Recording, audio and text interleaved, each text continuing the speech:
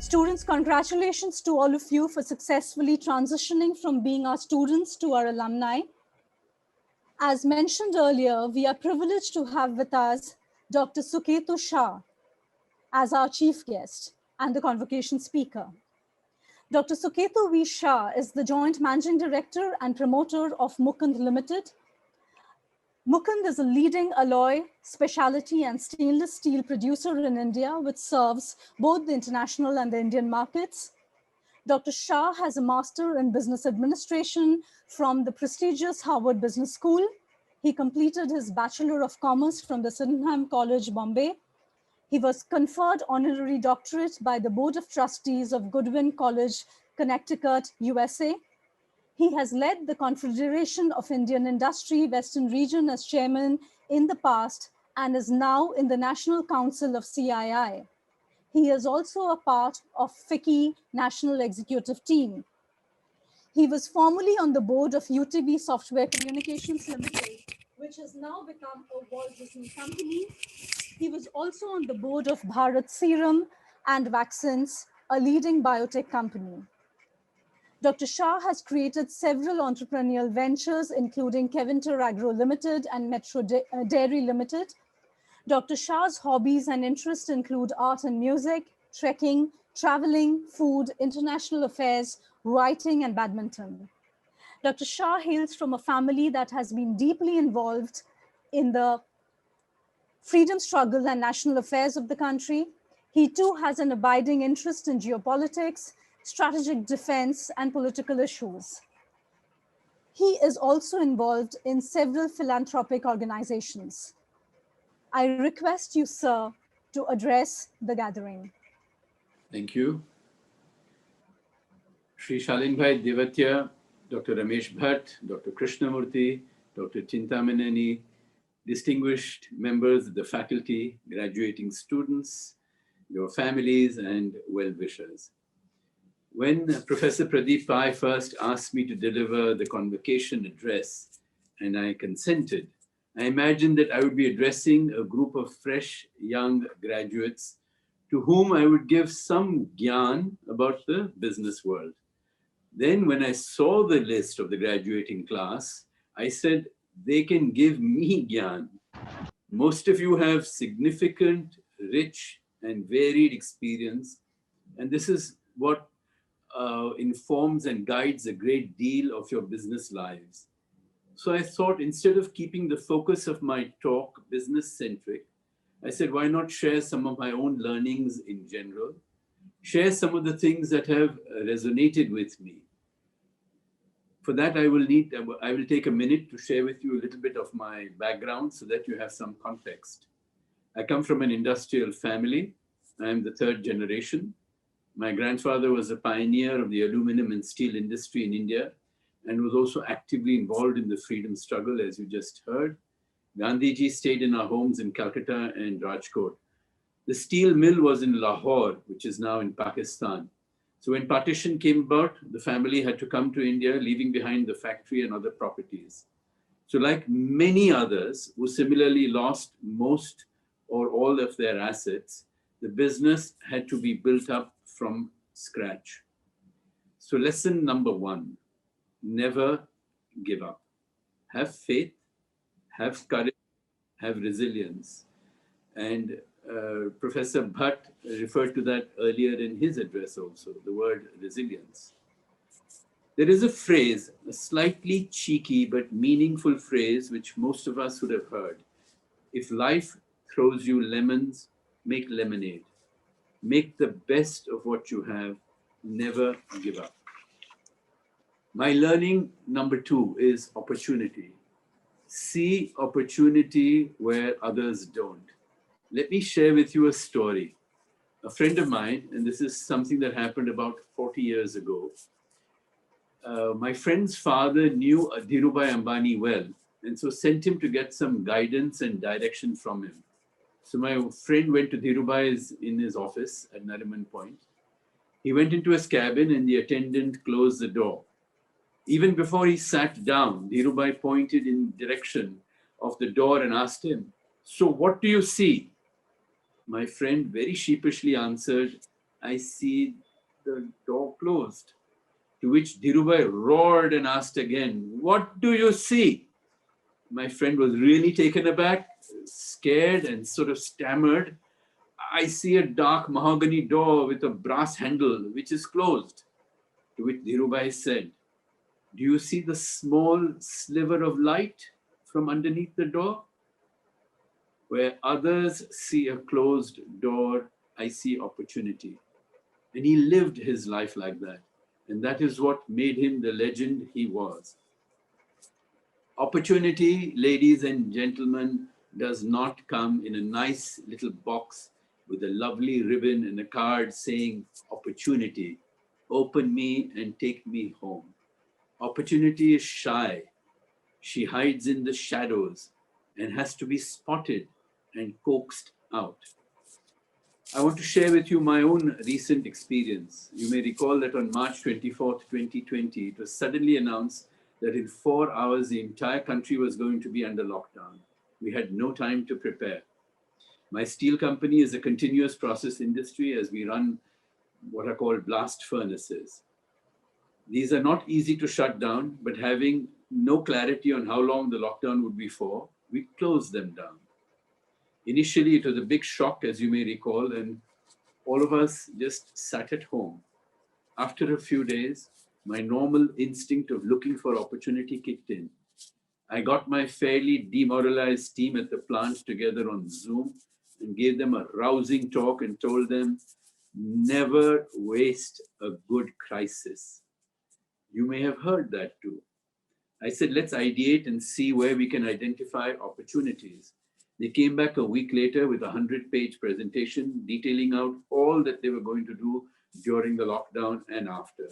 They planned to do the maintenance that they could never do in a hot running plant and address those issues which just couldn't be done otherwise.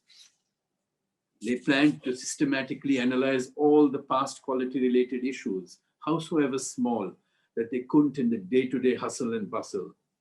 They were going to conduct massive training programs. They formed groups to look at costs by involving people at the lowest levels. They would focus on those things which somehow don't get attention in the day-to-day of a complex manufacturing operation. They reviewed procedures, contracts, manpower requirements from a fresh perspective. They came up with new and innovative ideas, many of which took even me by surprise. I'm sure each of you also saw opportunity in this crisis, not only for your businesses, but also personally. Many of you would have learned new skills, perhaps a new language, or improved your cooking skills. Some of you may have learned dancing or learned how to teach your children. Others would have focused on improving their health. I did. I went on a strict diet and could maintain it as there were no social commitments. I lost a fair amount of weight, and coupled with exercise, I was never fitter. What I experienced in my company and in my own life was not unique. We saw this across the board. Those companies that were agile, that moved rapidly in this crisis, that were the most adaptive, have done exceptionally well in this crisis. They have gained market share and market domination. These companies played what is called offense and not defense. And one can see it in the results. They didn't waste a good crisis. Sadly, as a nation, we did not see opportunity to build up our health infrastructure and our disaster management capabilities. This ties into my next point. One of the things that I think is very important in life is to have empathy. And this crisis too showed it to us. We saw the millions of our less fortunate countrymen and their families walk hundreds of miles in scorching heat to their homes. We have seen so many others like shopkeepers, taxi drivers, canteen boys, cleaners, daily wage earners, etc., who lost their livelihoods. But I was very happy to see that so many of us went out of our way to help those less fortunate than us. And we learned about it a little earlier on in one of the presentations of how you have contributed in your own way to making this happen. And even now, in the midst of this terrifying second wave, we see people who risk their lives to help others. We have read stirring stories or have seen video clips of young people who are helping perform the last rites of those who have died of COVID, since there is no one willing to take the risk of doing so. And they do this for free. We are seeing the incredible work being done by the Sikh community all across the nation by setting up not only food langars, but oxygen langars. They turn their gurudwaras into COVID wards and do many other forms of seva. This aspect of our culture, of what our scriptures call seva, is very important. This reflects in a way and is intertwined with what I referred to a bit earlier as empathy. Empathy is the ability to understand and share the feelings of another. This is important in every aspect of our lives. Do we treat people the way we want to be treated? The biblical saying, quote, "Do unto others as you would have them do unto you," unquote. Do we treat our junior colleagues in the same way that we would like to be treated by our seniors? Do we even acknowledge the very existence of many people who touch our lives? The security guard of our building, the liftman, the cleaning person, people who silently make our lives what it is. This pandemic, in fact, made us realize how valuable these people are to us. Our domestic helpers, the delivery boy from our Kirana store, the lab technician who comes to do the PCR, RT-PCR test.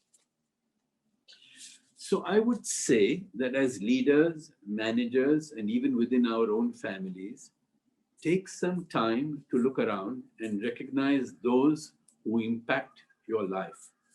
And see if when you have interacted with them, did that interaction enhance that person in some way, or did it diminish them? Would they have walked away happier to have dealt with you or otherwise? My own experience when I applied this litmus test was I often failed in that. I realized, for example, that I was particularly harsh on my chauffeur. I used to show my constant irritation, and I used to do backseat driving. And sometimes I even shouted at him. One day, the penny dropped, and I realized that by doing so, I was unnerving him, when in fact, my life was literally in his hands. I owed him so much. I realized that I was diminishing him by simply because I was in an asymmetrical power position. It dawned on me that no individual likes his or her dignity to be lowered. Even within families, this applies. I want to share one more learning that I have acquired for some time now, and which sharpened during this pandemic. And this is the importance and value of gratitude. I believe that most of us are very blessed, and I am grateful for what happened to me. And I believe that most of us are very blessed, and we need to express gratitude. Every morning, I write a journal, the 10 things that I'm grateful for of what happened to me yesterday. And I often express thanks even for what is yet to happen to me. I realize that I have so much to be grateful for every day. I am grateful for the health of my near and dear ones, for my own health, for having a neat and clean home, for having 3 healthy meals a day. I am blessed that I have helpers who take care of me and my family in this difficult period when their own families are in stress and worried about them. I'm grateful for the lovely dog that we have who gives us so much joy and love. I'm grateful that I could take so many courses online with Ashoka University or even at Harvard University, sitting in the comfort of my home. I am blessed that I have the opportunity of being amongst such a distinguished group today. Interestingly, I saw a clip yesterday of my childhood friend, Anand Mahindra, who shared a similar message with a group of students. He told them he maintained a gratefulness diary. I promise you I did not plagiarize him. And here is proof of that. I've been writing this diary for a long time. But seriously, I find it important to express my gratitude on a daily basis. Another insight that I have, and I have often shared with my children too, is that life is not a trailer and the main picture still to come. And what do I mean by that? When we are in high school, we often think, oh, I can't wait till I get to college. I will have so much fun in college. In college, we think, I will have so much fun when I get a bike or a car. Then comes, I can't wait to get my first job. Then follows, I can't wait to get married. It will give me so much joy. Thereafter, it will be so much fun when I have a child. It goes on like that. Nothing wrong with having those things. But we are constantly postponing our good time. We are constantly postponing our being happy to some future date. We are caught up in the I will be happy syndrome, not I am happy. Life is a journey, and the journey is the destination. You have to enjoy every moment of the journey. Think of it as taking a walk in a lovely garden. Are you thinking of getting from point A to point B? No. The joy is the walk, the journey. And therefore, one should try to enjoy every moment of it. The trick, therefore, is to be in the present moment and enjoy it. My guru, Sri Sri Ravi Shankar Ji, says that we swing like a pendulum. We spend a lot of our time thinking of the past or about the future. But what about the present moment? We need to be in the present moment because that is the only moment we have. The past is gone and the future is yet to come. We cannot live in the present all the time thinking about the past or the future.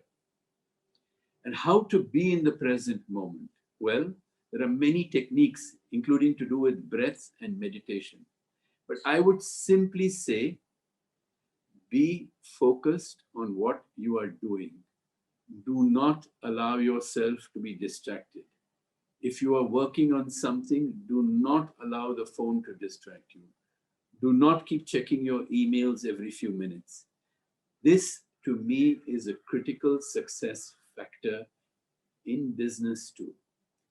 If you analyze the people who are successful, the one very important attribute that all of them have is focus.